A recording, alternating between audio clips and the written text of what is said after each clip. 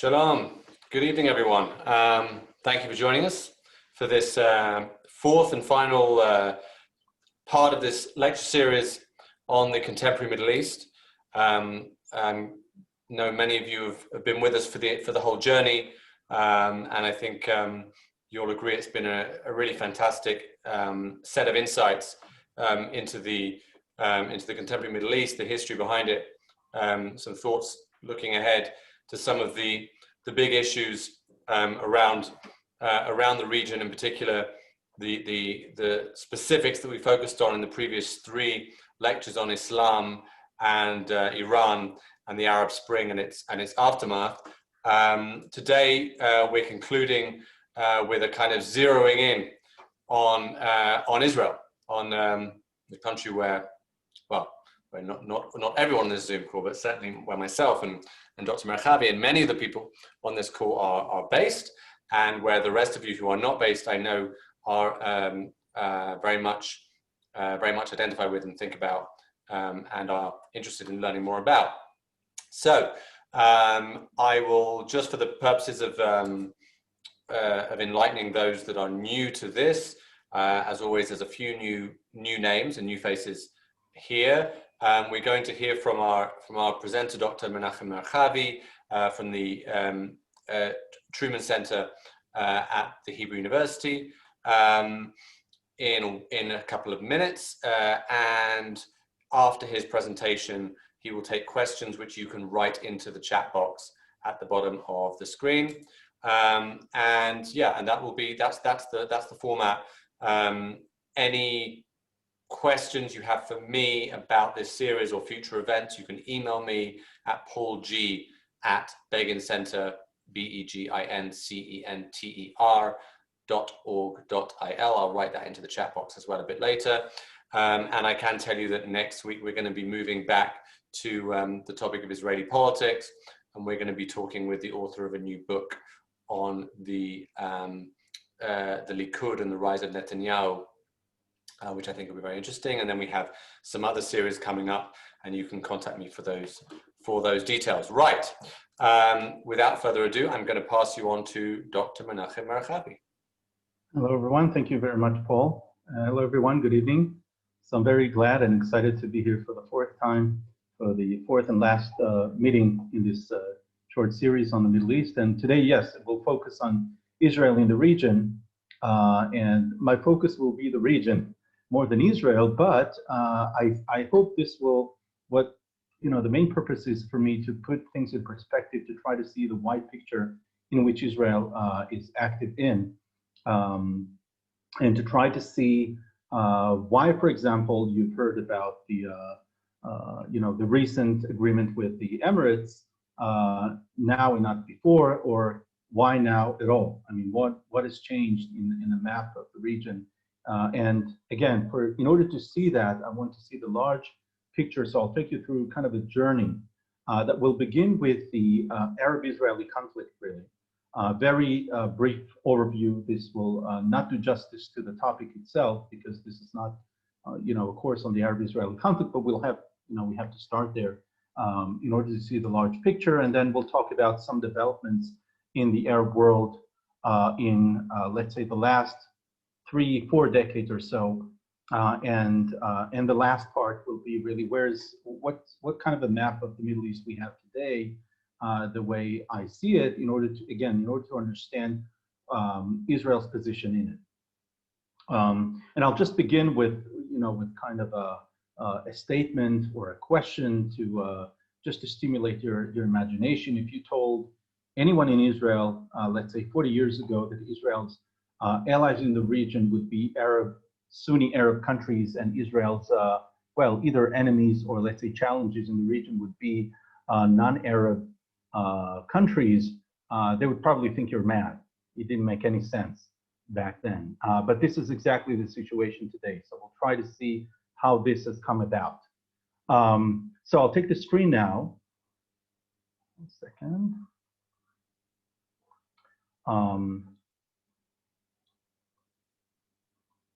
One more second. Yes. And I want to take you back to the conflict, to the formative period of the conflict, which really began, and to some degree, in order to understand the situation today, we have to go back there to understand we're talking about two separate conflicts, really. One is between the Jews and the Arabs in this country, in this land, that's known by the local population as Palestine, by Jews, Israelis, often as Israel. But that is one facet of the conflict. And of course, the formative period of this conflict is the British Mandate. And in the course of the 1920s, from the late 20s and the course of the 1930s onwards, we can simply talk about two national movements on a course of collision.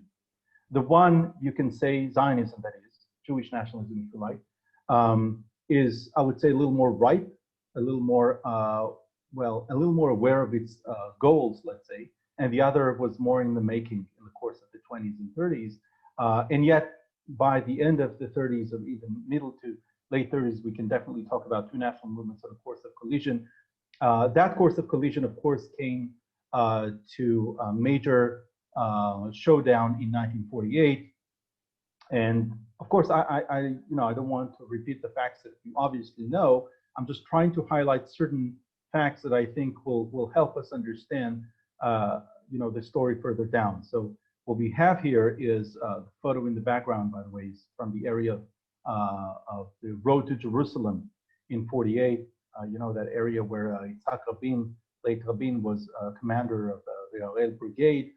And in the little circle here on the top, you see Palestinian refugees. So Jerusalem, the refugees, all these issues that would come in the next decades to haunt both sides in the conflict were born during that period. That's among other reasons, that's why it's so formative. Now, in 48, we actually see the development of the two conflicts, okay? So if I talk about two phases of the war, and this is it's often seen that way, two phases of the war. The one started in November 47, when the UN resolution was voted for in Lake Success in New York, and the second phase of the war started in May 48 after the declaration of the state by David Ben-Gurion. So the first phase again started after the UN resolution, and the second phase with invasion of Arab countries into Israel started after the declaration of the state. And again, this is in microcosm, if you like, of the conflict. You have the local populations fighting. That starts in November 47. And then Israel and Arab countries, that new creation, the state of Israel, and Arab countries who, by the way, were also new creations. Most of them, at least, were pretty new and somewhat even dependent on Western countries, especially Great Britain. So that's the second course of the second conflict, if you like. We talk about two separate conflicts here. And I call these Israel and Arab neighbors limited war and narrow interest because today we know that what Arab countries sought, among other things, besides annihilating the state that was just born in 48, was also to compete over Palestine, to compete between themselves over who's going to save Palestine, maybe even who's going to conquer the land.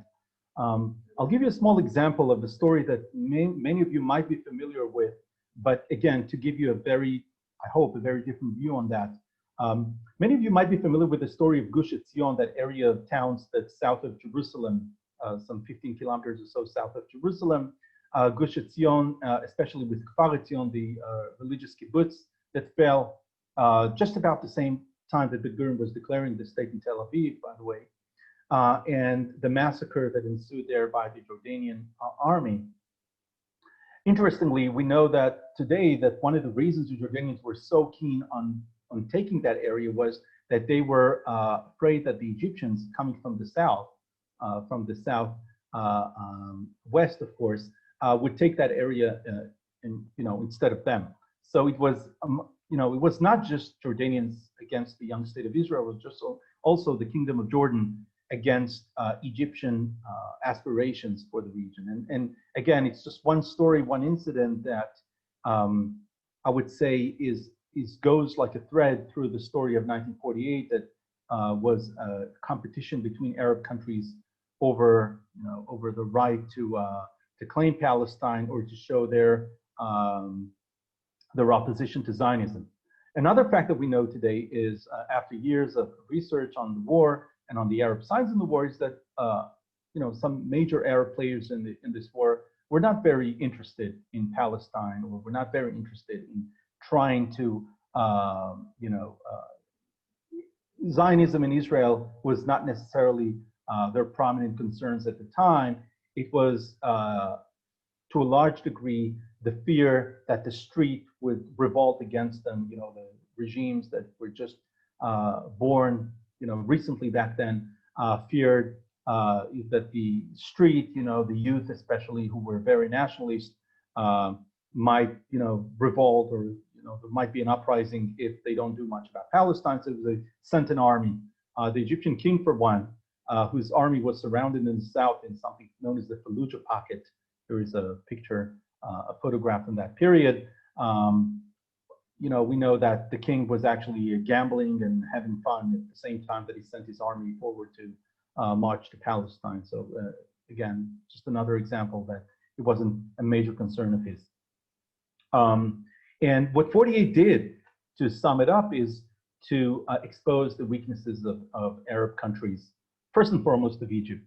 And it's no coincidence that 4 years after the debacle in Palestine, if I look at it from the Egyptian side, one of the officers who were surrounded there in the south led a coup against the king in Egypt and overthrew him, and that's Gamal Abdel Nasser, who would become president of Egypt from 1952 to 1970 when he died.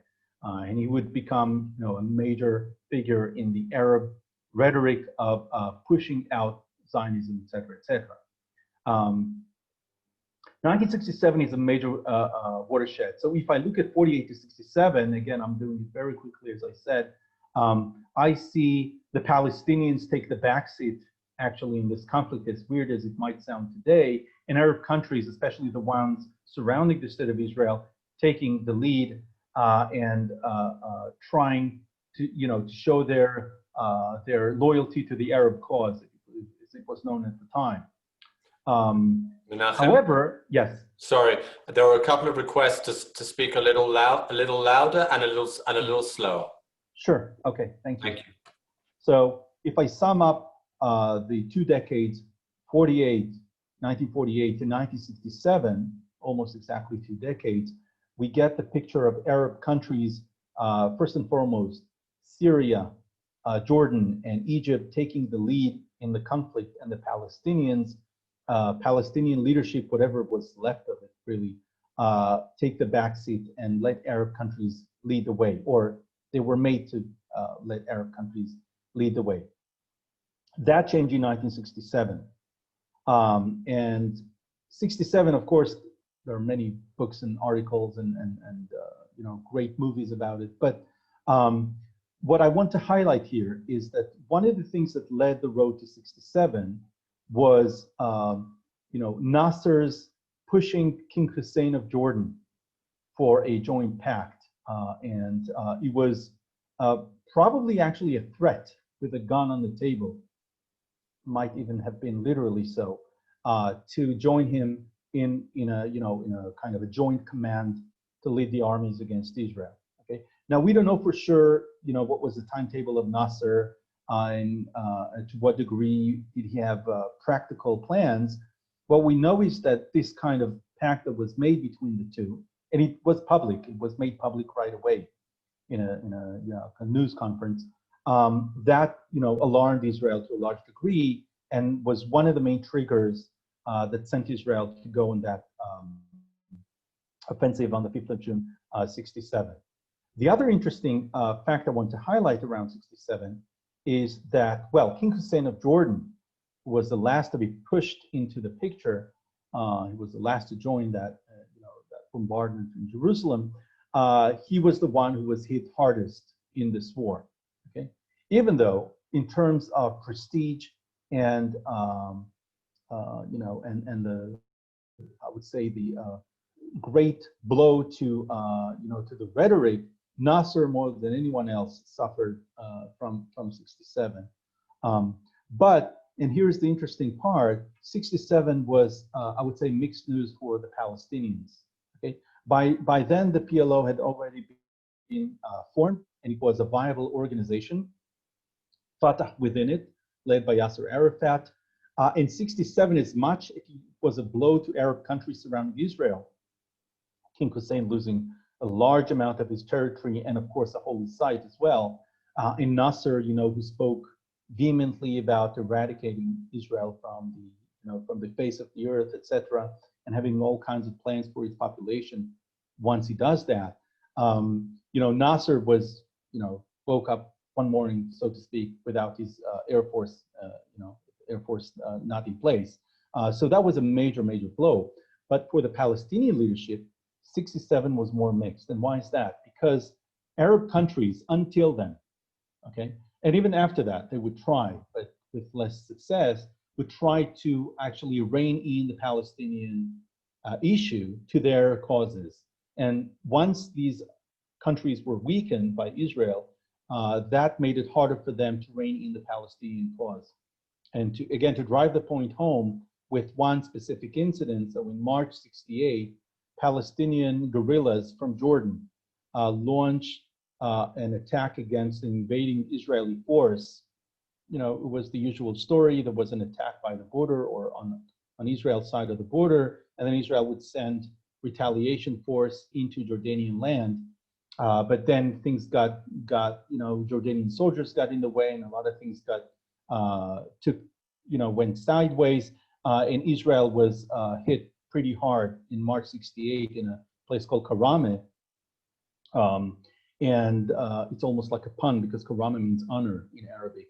And in that incident, Fatah basically showed the Jordanians that what their Great Legion couldn't do in 67, they could do with, a bunch of fighters really, just from a small town, nothing famous, nothing to think about much. So what I'm trying to say is that 67 really put the Palestinians at the forefront of the conflict and sent Arab leaders in Arab countries to the backseat. And one actually of them, King Hussein of Jordan, here you see him by the way, on the right, this is the press conference where he declared his defeat in 67. It's a very moving moment when he really is holding his tears, talking about how he lost in the war to the Israeli army. What he learned from this, and he was the first one, Jordan would be the first brick in the wall, if you like, in terms of learning the lesson of 67, that was that Israel is not going anywhere. Whether you like it or not, Israel is here, and you have to deal with it. And what he learned from that, and that we know simply because in 1973, in the next big showdown between Israel and Arab countries, the last really war Israel had with its neighbors, if you think about it, he went and actually warned Golda Meir of Israel that there's a big war coming. And it was not heeded for a host of reasons, and there's still mutual accusations about that in the intelligence community of that period. But the bottom line is that King Hussein of Jordan, the one who lost the greatest defeat by Israel, was actually the first one to change course in terms of his relations with Israel. Of course, it's not a peace agreement yet. This would only happen in 1994, but that has to do with other reasons that I'll get to towards the end of this talk. So what I'm trying to say is that 67 was in a way a blessing in disguise for the Palestinians, okay, because that put them at the forefront of the conflict. Now, I don't really leave the Arab-Israeli conflict, but I change course now to another topic that I want to put in the limelight here. And the conflict, of course, it's part of the conflict, but it's a different emphasis, and that is the relationship between Palestinians and Arab states. So just generally, I can say the relations between Arab states as such were not great from the very start. I kind of mentioned that actually in the context of 1948, that there was a great competition and even fear between these countries, at least between some of them to others, that they might, run over one of the other. And to add another important, element to that is that the Cold War, and we are talking about the height of the Cold War still, the 50s, 60s, 70s, even well into the 80s, then we're talking about the Arab world, the Middle East, if you like, just like other parts of the world, play a part in this war. And the Arab world, to a large degree, is divided into two. The radical camp, if you like, the more, I would say very cautiously, the more pro-communist part of it and the more pro-Western part of it. That's a little easier to say. We're talking about mainly the monarchies, Jordan, Morocco, Saudi Arabia, etc. That's on the pro-Western side. And on the other side, we have Egypt, Libya, Syria, and to name just a few, Iraq to some point. So the Arab world plays a part in that, and of course Israel is also playing a part in that, and that has to do with the conclusion of King Hussein of Jordan. After all, he does rely on a Western power, mainly Britain, but also the US from a certain point. And he's very limited to the degree that he can go against that and make a war against another ally of the US, the paramount principle in his foreign policy. Just a couple of more sentences about Palestinians and Arab countries. For the most part, Palestinians, and by Palestinians, I need to be more specific. I'm talking about the leadership of the PLO.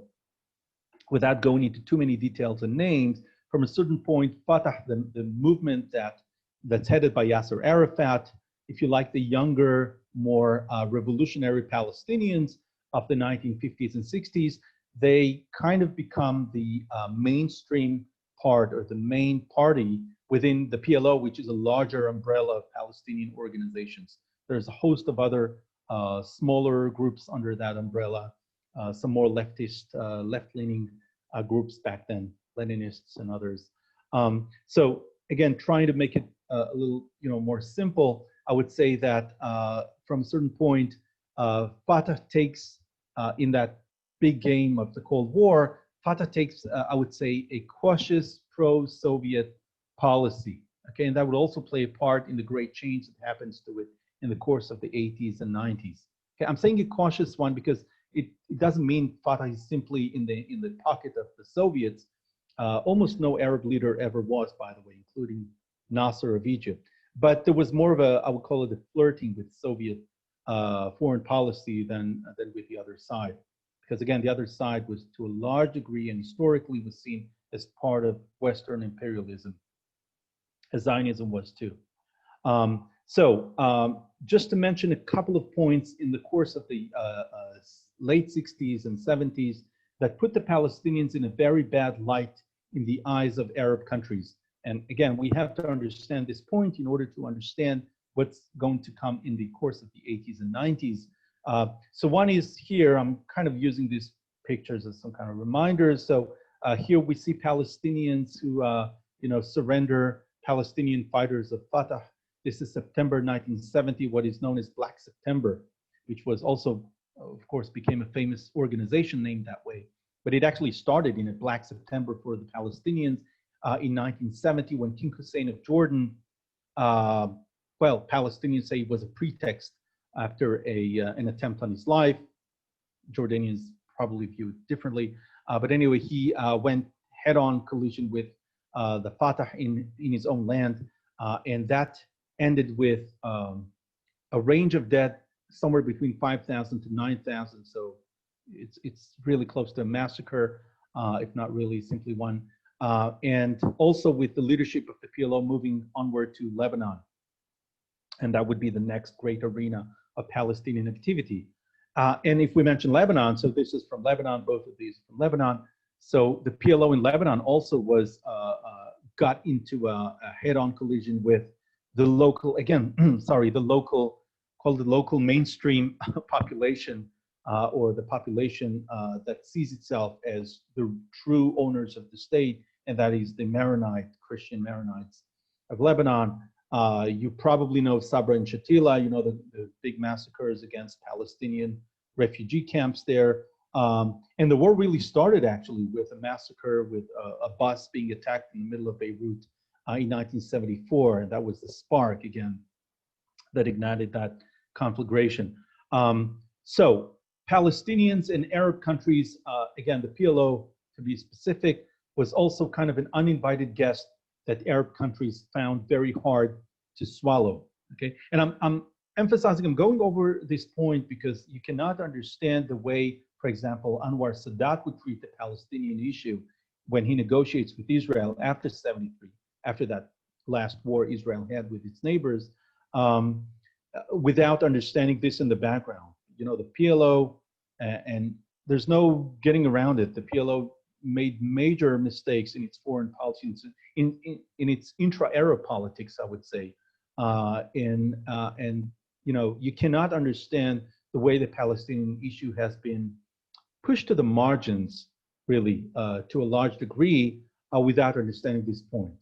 Okay, so to put it more simply, Arafat and some of the PLO leadership made the Palestinian issue, I would say, or I would even put it, you know, made a very bad name for the Palestinians and their cause in the eyes of Arab leaders. Okay, and just to drive the home, you know, again, one more thing to drive that point home, you know, the fact that Arafat connected well with Gaddafi was all about an outcast in the Arab, you know, in the Arab leaderships, and then he was the first one to recognize Saddam Hussein's, you know, conquest of Kuwait. You know, these kind of mistakes was something that Palestinians paid dearly for in the next decades. You know, the big brick in the wall that fell in 80-81, or even we can put it as early as 1977, when Anwar Sadat starts his initiative to go to Jerusalem and negotiate. That set, you know, that set the stream for other Arab countries, again, some earlier than others, to join stream. In other words, I spoke about the Cold War as, you know, as kind of a backdrop to this. So Egypt chooses a different side, a very clear side in this major, you know, world conflict. In other Arab countries, some would still stick to the Soviet Union to the very bitter end, to the early 1990s, like Syria. But Egypt, you know, you cannot emphasize too much, overemphasize the importance of Egypt. And we often, you know, miss that point that Egypt is about 20% of the Arab world in terms of its size, in terms of its population. It's not just another Arab country. It's a very central big one. Okay, so it's true that Egypt was ousted from the Arab League for a few years after this event, etc. But its choice left a huge landmark in the history of the region, and in the fact that Israel is no longer I would say, an ultimate, you know, outcast or excommunicated country in the region. Okay, now, as much as it was Egyptian choice and to do that, it was also something that other Arab countries, as much as they, you know, went against it and attacked Sadat, etc. Its, you know, its importance, its significance would remain till this day, of course. Now, just to again to show how, you know, how serious, how significant this great shift was, almost at the same time that Israel pulled out of Sinai and its last remains of its deal with Egypt, of its peace agreement with Egypt, were implemented, Israel invaded another Arab country. It's almost the following day, and that is Lebanon. And that was a huge test for the peace agreement between Israel and Egypt.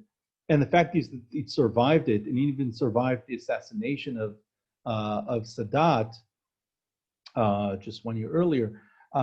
These facts actually, you know, show and I think emphasize the importance. And as much as it's a cold peace, etc., it's all of that is true. The fact is that it's also quite resilient to many things that happen in the region, including the you know, Lebanese civil war, Israeli invasion, and other things that happened in the region after that.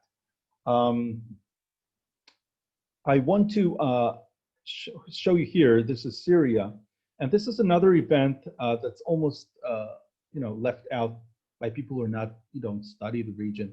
And I want to get to the very quickly to our days and recent events. And that is a massacre that took place in Syria in 1982. It's called the Hama Massacre. It was a city that revolted so Muslim Brotherhood of Syria at the time, revolted against Assad. And the reason I included it, it has nothing to do with the conflict as such, or with Israel's relations with Arab countries. But the reason I included this was that indirectly, I think, events like that and the head-on collision with Islamic movements, it happened not only in Syria, but this was the most dramatic one. Also, to some degree, I would say contributed to, well, to seeing other enemies in the region rather than Israel. In other words, it's not that it in any way diffused the conflict, but it did put it in more perspective to Arab regimes, even the Syrian one, that there are other more imminent dangers to the regime than Israel across the border. When I look at this map, and with this I would like to, no, I'll have 5 more minutes or so before I take questions. I want to see the region today in a manner that I put the flags in a way to show the different approaches to Israel in the region. Okay, so for one thing, and this is not a recent picture. This is more of a back to the 1980s, if you like. So we have one country that on the left, of course, that's Egypt, has a peace agreement with Israel. We have Syria, Iraq, and Libya that are in. This is not the location of these countries. I've just put the flags in the Middle East in the background, so there would be no mistake here. The ones who still hold, they call it the front of resistance, okay, to Israel. And as much as they wished to make a difference, the fact is that these countries, one after the other, were marginalized in the Arab world and in the world arena, really, in the Middle Eastern arena.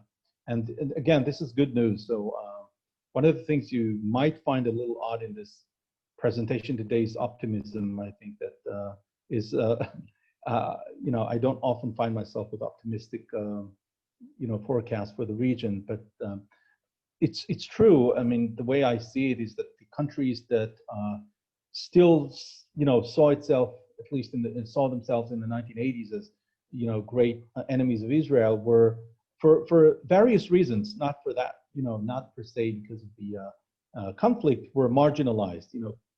For example, Syria, became enemies really with almost any other Arab country you could think of. Iraq, invaded Kuwait. We're still in the 80s and 90s, and in that way actually had a coalition, including Arab countries. Some Central Arab countries go against it. And Libya was led by, well, there's no other way of putting it, by a lunatic, and really became ostracized in the Arab arena.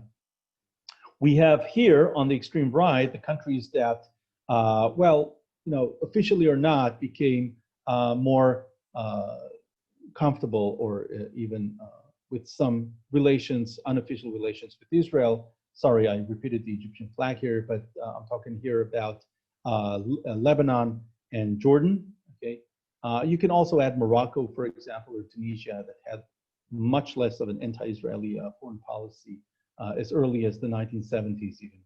And I put Saudi Arabia here. Again, it's not the location, Saudi Arabia, but because it's a country that has moved in the course of the 1990s, has shifted its course in the region, and especially in the question of Israel. And that has to do, and again, that's another important element to understand in this whole scheme of things, in the greater scheme of things, that is the Iranian Revolution. Okay, so I will skip this one in order to avoid some unnecessary names, and I'll skip to this one that will make it easier, I think, to get the point. So if I take some major events in the region, I've mentioned a couple, to understand the great shift in the map of the region. Again, the map I started with, or the kind of the simple fact I started with, that Israel's allies in the region today are predominantly Sunni Arab countries, which is a great wonder if you look at the history of the conflict and of Israel.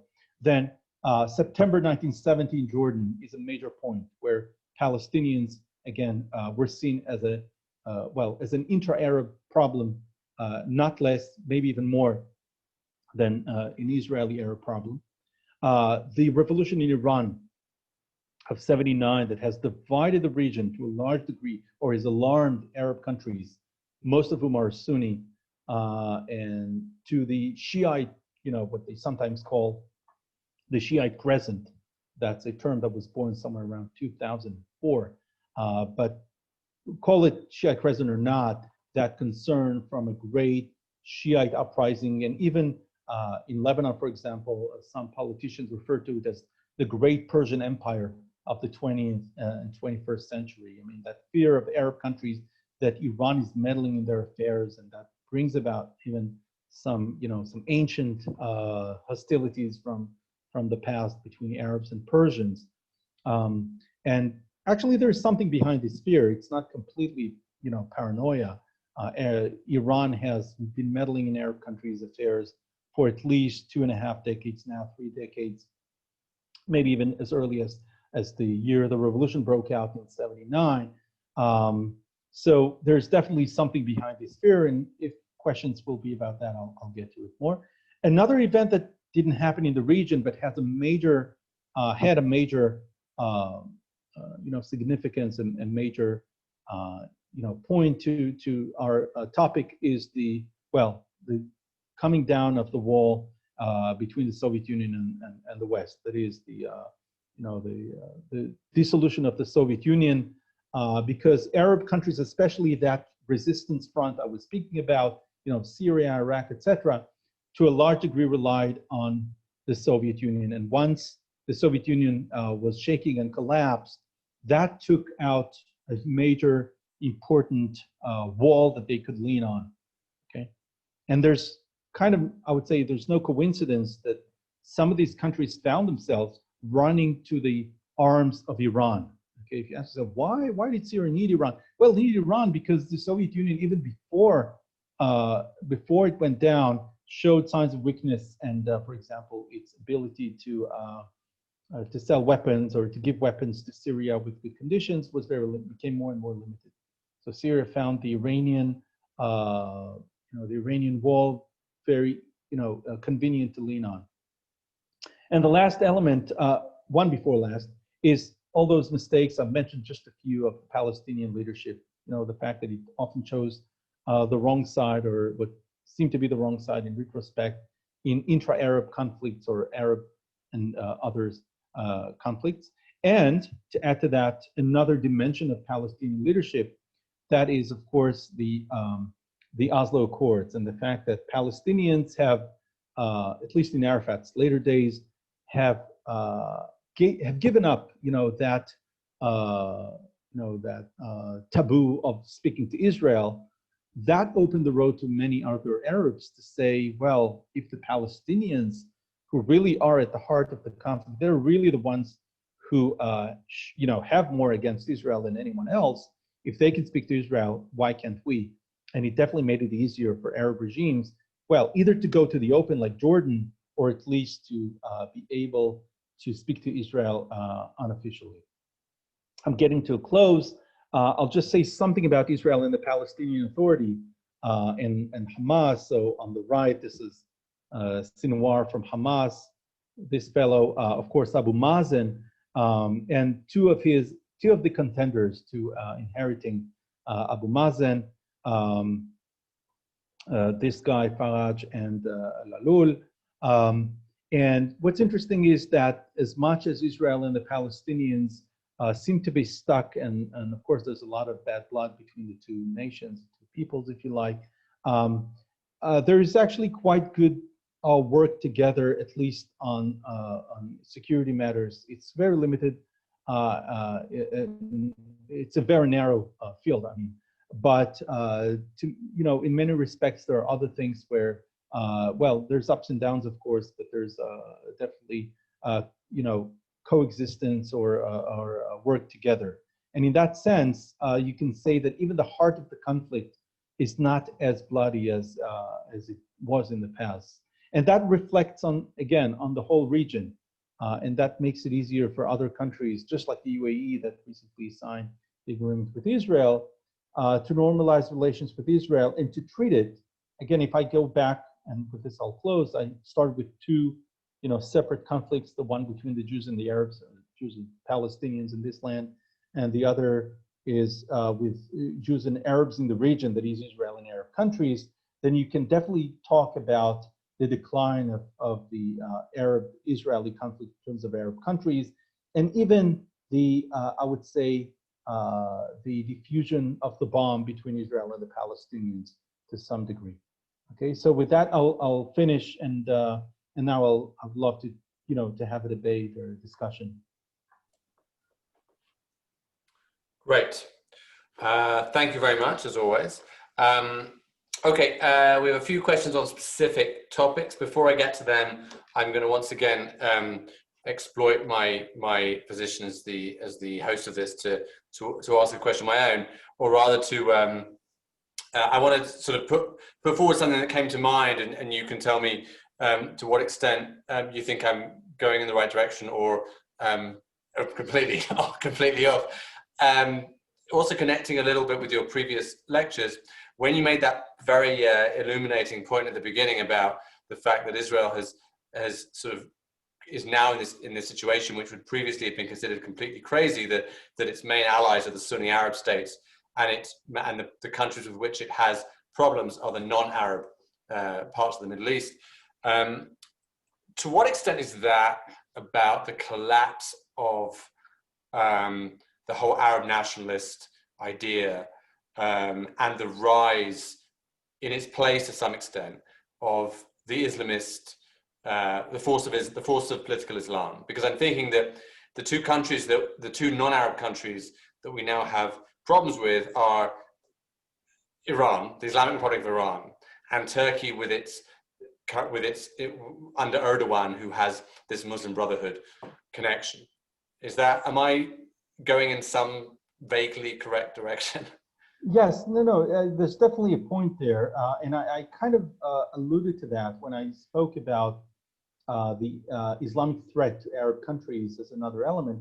But the fact is that you cannot see, and I'm sorry if I'm ruining an equation here.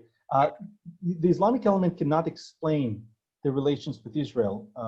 For example, Saudi Arabia is more Islamic than any country almost in the region you can think of. And Syria is a very secular state. Syria is the one that,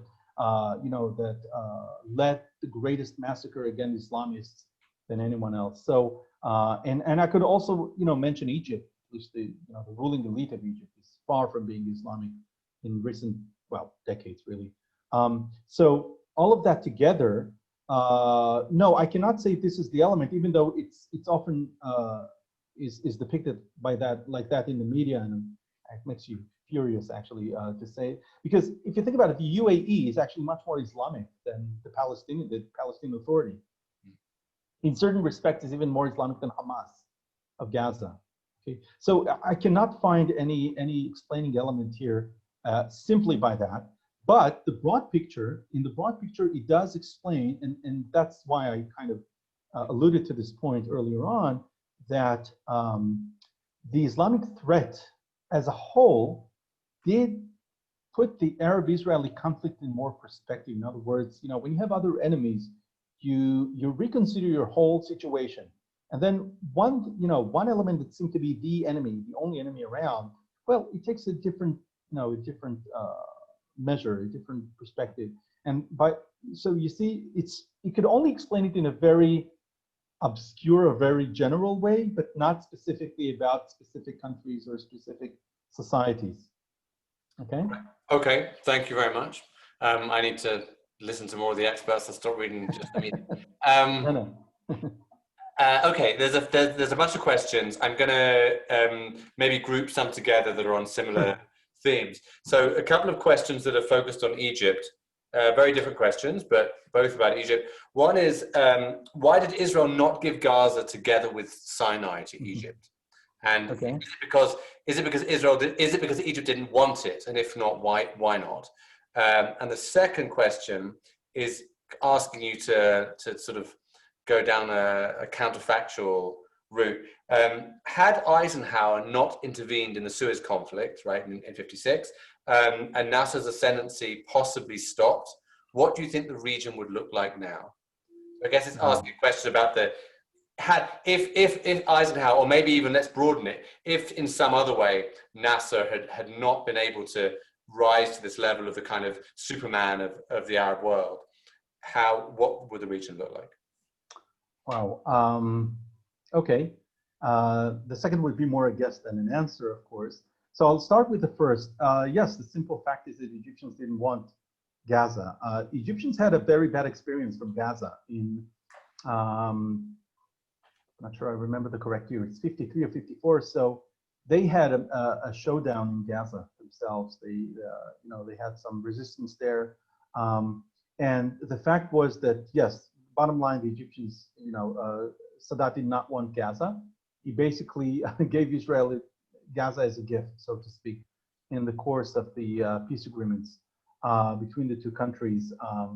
And I guess he assumed that Israel at some point would make Gaza into some kind of autonomy. And there's something about that in the peace agreement between the two countries. But Egypt did not want any responsibility for Gaza. It had nothing to gain from having Gaza. Even in the years when Egypt ruled over Gaza, by the way, Gazans were not allowed to simply travel into Egypt as much as they freely. They needed to pay like a special tax, and they needed to be back at a given time. They couldn't. Again, they were kind of aliens really in Egyptian soil. So yes, it was simply that Egypt didn't want Gaza.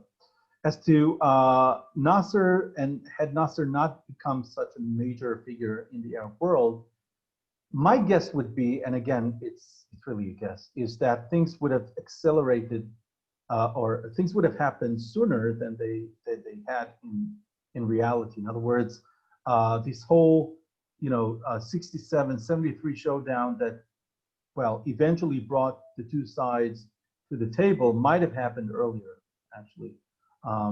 But it also might have developed in a different way, in a more latent or under the radar, so to speak, like our relations with Jordan before the peace agreements were signed in '94. In other words, Egypt would have remained that country that is not really keen on eradicating Israel off the map, but would not have the courage also to go out to the open. You see, you have the two extremes here. Egypt was the leader of the countries that would fight Israel to the bitter end, and then when the leader changes, he takes it all the way, in the opposite direction. So if you didn't have the first, again, it's my simple way of looking at it is you would not have the second as well. You would not have the courage or the stamina to go through the process of a peace agreement with Israel.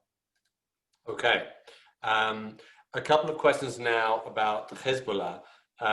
One sort of a historical question, the other is more asking your opinion about a contemporary matter. The historical question is, did the Israeli invasion of Lebanon give rise to Hezbollah, or did it exist already?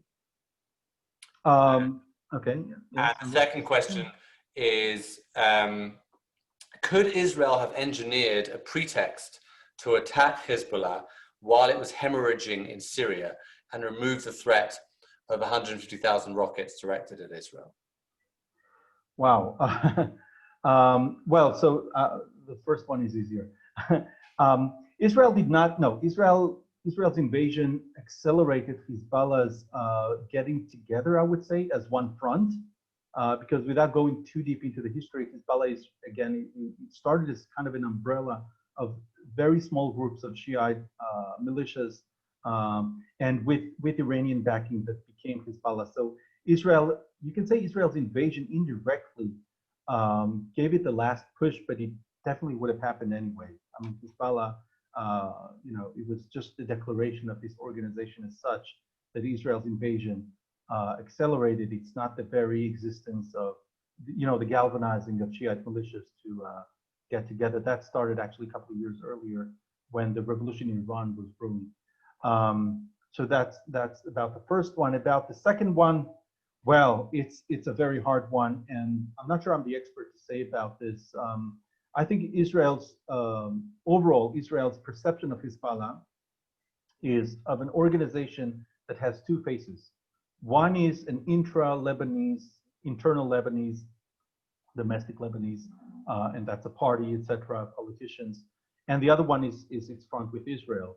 As long as it's its second phase, I mean the front with Israel, is not open. Israel, I think, is not looking for any major showdown with Hezbollah because, and this Israel actually learned with a lot of dead soldiers and many years of conflict, that Hezbollah actually, the conflict with Hezbollah enhances and gives new blood, literally, so to Hezbollah. It nourishes this organization.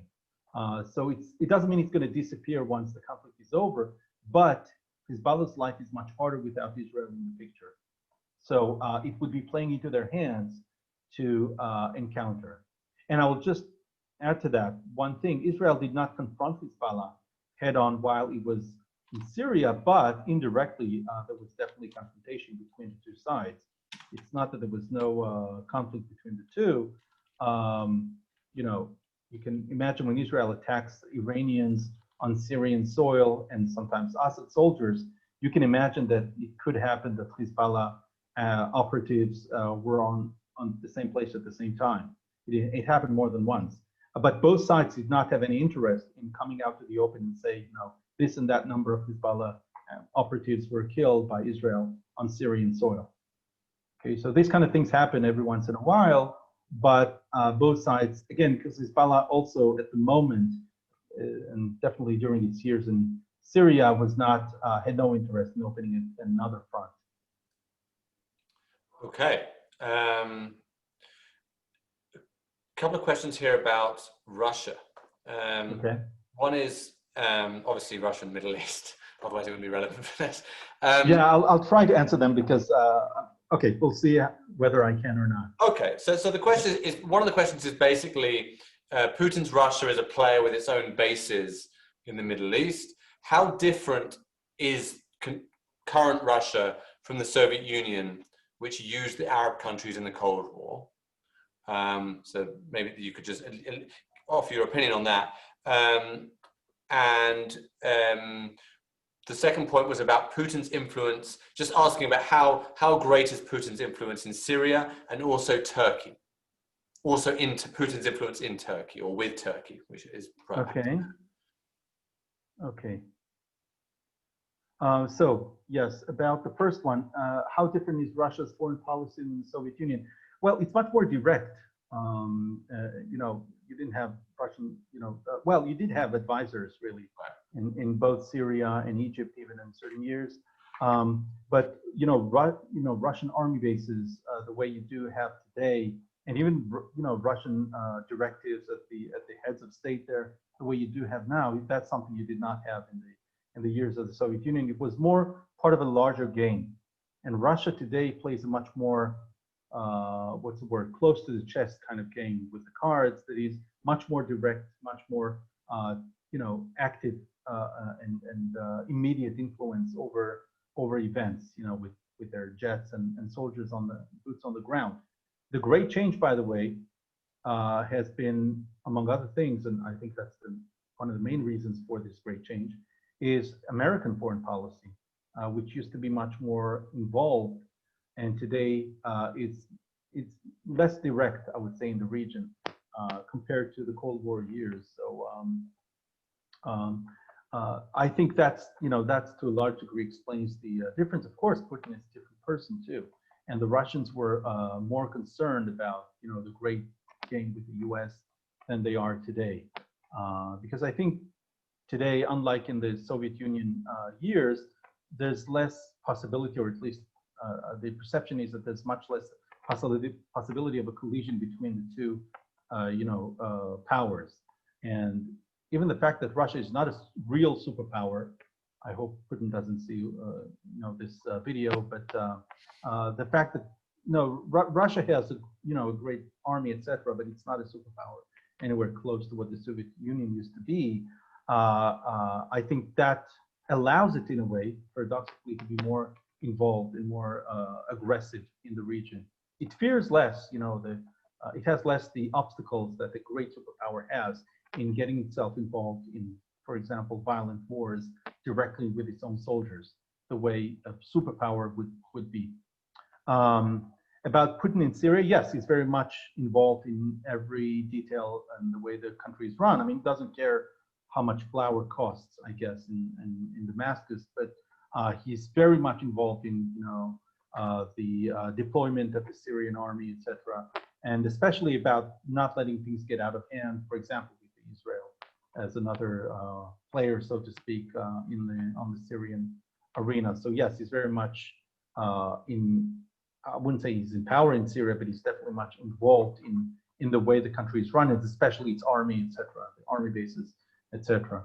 He's a patron of Assad. And he wants to keep Assad in power, right? That's his Yes, definitely, yes. And since, again, the Americans also are another element in this equation, since they're not, America was very hesitant in the period of Obama with getting involved in Syria, with going against Assad.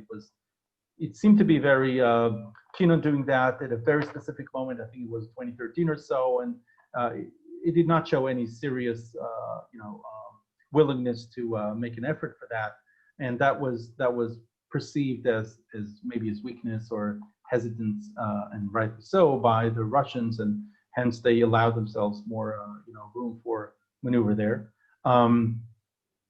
Honestly, I do not know in the long run what the Russian interests are, besides selling weapons to Syria and to Iran, etc. I don't know what their long-term interest. There's a theory that goes back to the Russian czars, that they want access to a warm water port, the Syrian coastline. Might be true. I honestly don't know to what degree there's a. Now, putting in Turkey, well, Turkish-Russian relations are very, very complicated. There's history to it, because Russia, the Turks, or the Ottomans even before them, were always wary of the Russian, again, it's that access to warm water port that worried them, and Russia was interested in. So there's a very, narrow room for collaboration there on specific points. For example, not allowing the Kurds to develop their own autonomy or even kind of state in northern Syria or anything like that. But other than that, there's very, very limited cooperation. Okay, and just staying with Turkey, there was a question specifically about Turkey's desire for an expanded role in the region. If you can say something about that. Yes. Well, yes. Yeah, I'll try to say it with few words. It's really hard. Turkey's the AKP, the party that rules over Turkey. Okay, that's Islamic party, has a historical view of the Middle East that's very different than anything that preceded it in Turkey. And I'm simplifying here things to make it short. Their view is that the Turkish policy of shying away from anything that reminded itself of the Ottomans or other empires before was a great mistake. It does not mean that Turkey wants to become a great empire again, like it sometimes is depicted in the media. This is not the story, but Turkey does see its Islamic identity as an important element in its foreign policy, and hence patronizing the Muslim Brotherhood, etc. And it also means, and with this I'll just finish that part, Turkey sees itself as, let's say, having a shared heritage with Arab Islamic countries, or Islamic countries at large. It doesn't mean it's simply going to serve their needs. It doesn't work like that. But it does mean it sees itself again as part of an Islamic story, not anything less than the national story of the region. Great. Okay. There are some more questions for you. Saudi Arabia. We have a question about the history that Saudi Arabia has of distributing and funding fundamentalist Islam in mosques throughout the world, which certainly for a while was something that the Saudis were famous or infamous for doing.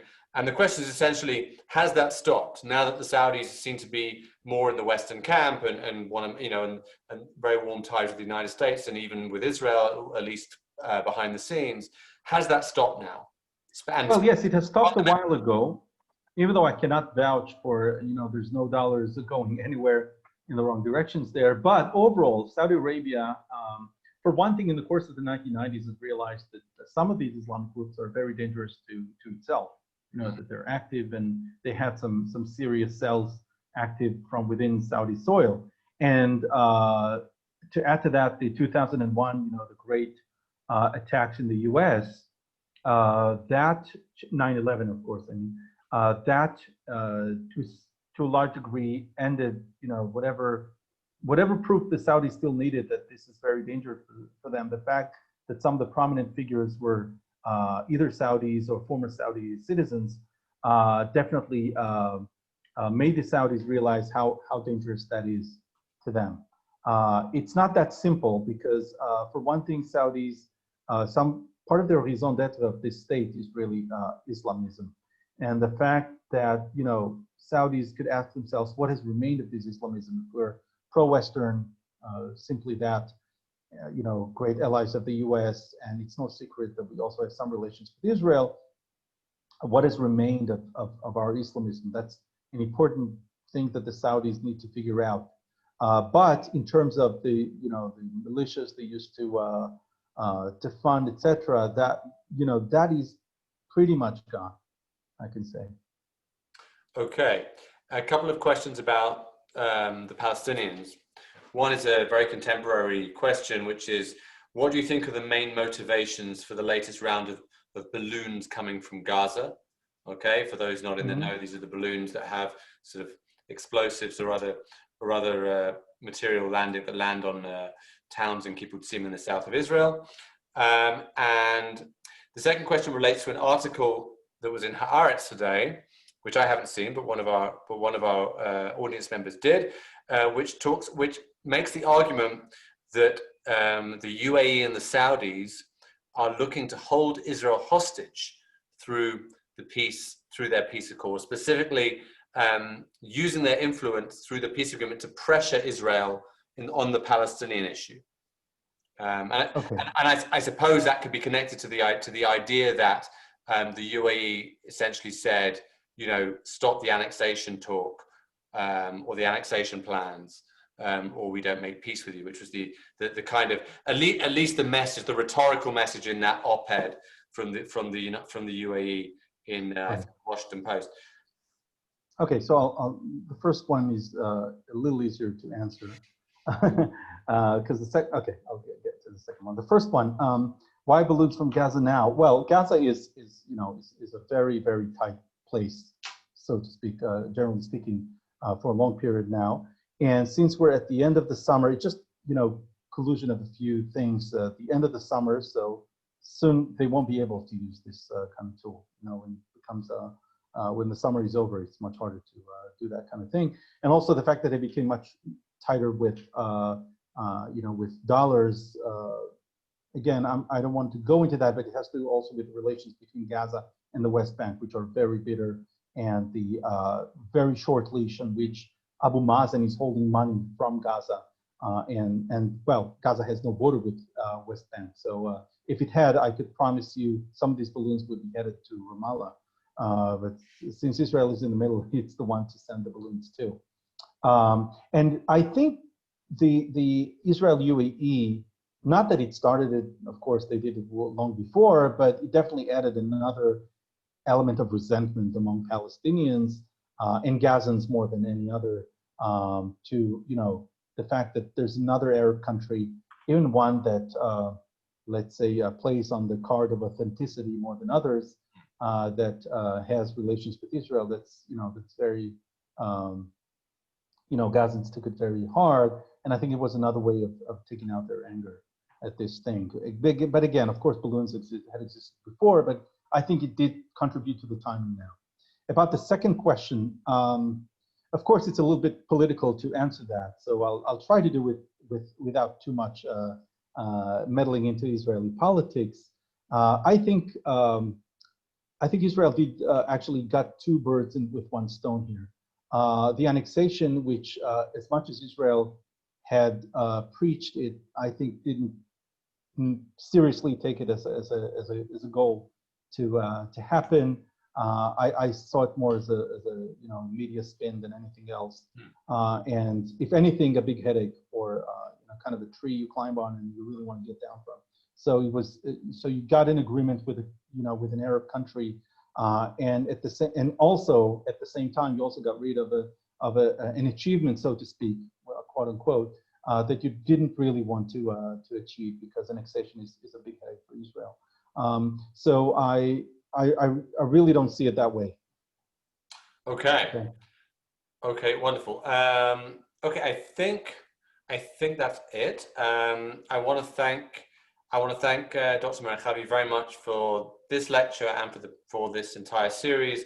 I think it's been a really interesting and I think different way of thinking about the Middle East, and certainly much more detailed, both historically and in terms of what's happening today than simply picking up the newspaper or going online and reading what various media commentators are saying that have their own agendas, of course. So thank you very much, Menahem. I can tell you all that Menahem and I have already had very preliminary conversations about future collaborations. So that I think we can look forward to more appearances on our Wednesday evening or other events with Menahem Merhavy. And again, we'll be back. I will be back next week with a different topic. It'll be on our website, on our Facebook page. Email me. I'm actually just going to write here now in the chat box my email address, so you can all copy that down. paulg@begincenter.org.il. Oh, wait a second. Zoom does not have the capacity to copy and paste in the chat box, which is very irritating. But yeah, so please email me if you want to be on the mailing list and receive all the information directly from me. But I want to thank everyone for attending these. Really, the fact that we've had really high numbers of participation for all these shows the interest that's there for this kind of topic, and for the expertise that we've had the privilege of listening to over the last 4 weeks. So thank you everyone again. I wish you all a good evening, a good morning, good afternoon wherever you are, and I'll see hopefully you all next week, and we'll see Dr. Menahem Merhavy again soon as well. Thank you everyone. Thank you very much. Thank you everyone. It was a great pleasure.